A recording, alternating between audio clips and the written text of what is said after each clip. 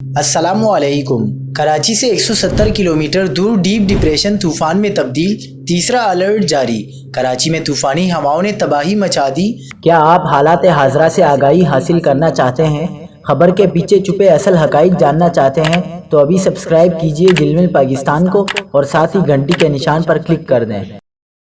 آپ کو بتاتے چلیں کہ ڈیپ ڈپریشن کے سبب کراچی میں تیز ہواؤں کا راج، کئی درخت گر گئے۔ سمندری طوفان اسنا کراچی کے جنوب مشرق میں 170 کلومیٹر کے فاصلے پر موجود ہے۔ اس سسٹم سے کراچی میں ہواؤں کے جھکڑ 40 سے 45 کلومیٹر فی گھنٹہ کی رفتار سے چل رہے ہیں، جبکہ ایئرپورٹ اور اطراف میں 20 سے 29 کلومیٹر فی گھنٹہ کی رفتار سے ہوائیں چل رہی ہیں۔ چیف میٹرولوجسٹ نے کہا کہ بارشوں کی شدت میں اضافہ ہوگا، رات میں تیز اسپیل متوقع ہے۔ اس سمندری طوفان کی سمت بلوچستان، عمان کی جانب ہے۔